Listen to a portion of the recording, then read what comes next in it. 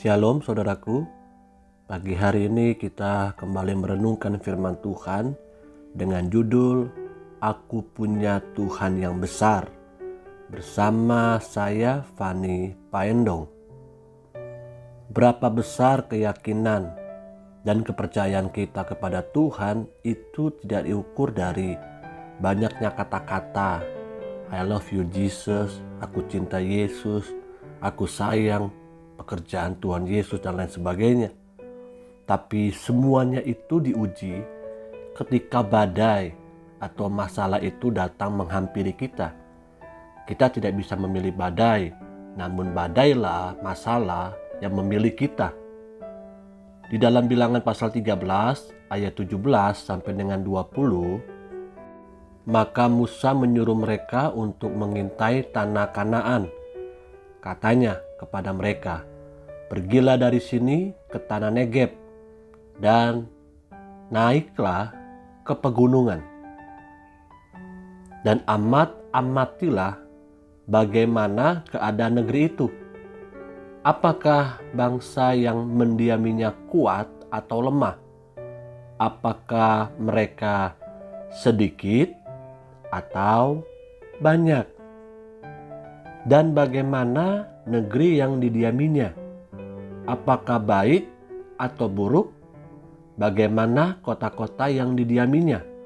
Apakah mereka diam di tempat-tempat yang terbuka atau di tempat-tempat yang berkubu?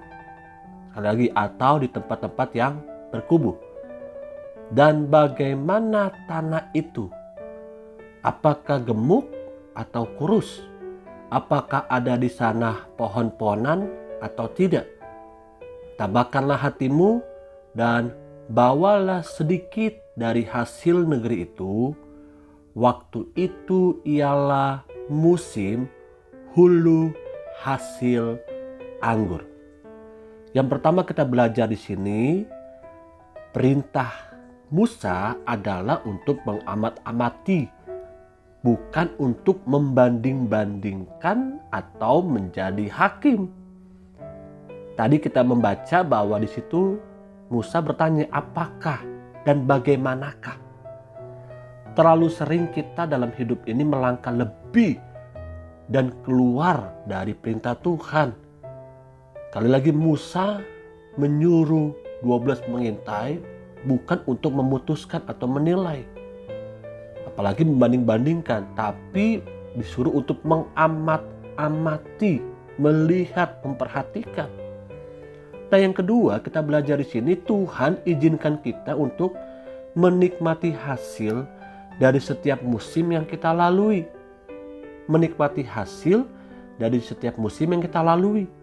Dan seluruh dunia ini saat ini sedang menghadapi musim yang sama, yaitu musim COVID-19, saudaraku. Musim selalu menghasilkan ada yang terbaik untuk dapat dinikmati dan disyukuri. Musa izinkan 12 pengintai masuk ke tanah Kanaan dan membawa hasil musim hulu anggur, dikatakan di situ. Di tengah-tengah mengamat-amati ternyata ada musim, ada hasil yang dapat dinikmati. Demikian tengah-tengah COVID-19 kita ini ada yang terbaik untuk kita nikmati. Untuk kita lebih peka, lebih dekat lagi bersama dengan keluarga, mungkin seperti itu. Bilangan pasal 13 ayat 30 sampai dengan 33. Kemudian Kaleb mencoba menenteramkan hati bangsa itu di hadapan Musa. Katanya, tidak, kita akan maju dan menduduki negeri itu. Sebab kita pasti akan mengalahkannya. Tetapi orang-orang yang pergi ke sana bersama-sama dengan dia berkata, kita tidak dapat maju menyerang bangsa itu. Karena mereka lebih kuat daripada kita.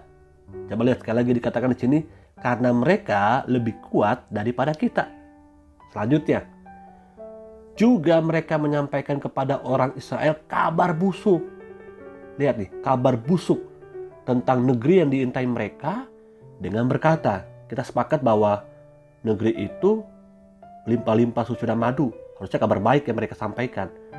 Namun selanjutnya dikatakan, negeri yang telah kami lalui untuk diintai adalah suatu negeri yang memakan penduduknya. Dan semua orang yang kami lihat di sana adalah orang-orang yang tinggi, perawakannya. Wow, orang-orang yang tinggi perawakannya. Apakah betul? Juga kami lihat di sana orang-orang raksasa, orang enak yang berasal dari orang-orang raksasa, dan kami lihat diri kami seperti belalang. Dan demikian juga mereka terhadap kami. Dengan ayat bagian terakhir ini, saudaraku. Nah, yang ketiga kita belajar di sini, cara pandang yang benar akan menenteramkan hati kita. Cara kita melihat sesuatu dari sisi yang benar akan membuat respon hati kita benar. Makanya Kaleb mencoba menenteramkan bangsa Israel. Menjadi penting buat kita untuk tetap menjaga cara pandang kita.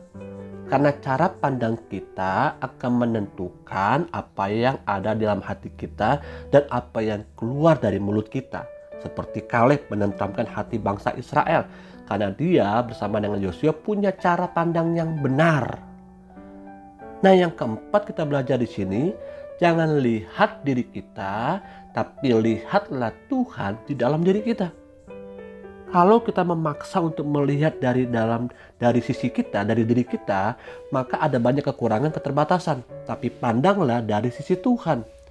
Jika kita melihat diri kita seperti belalang yang kecil itu, saudaraku, maka semua itu akan kelihatan menjadi raksasa. Makanya 10 pengintau itu melihat bangsa enak itu sebagai raksasa. Kenapa? Karena mereka membandingkan diri mereka seperti belalang.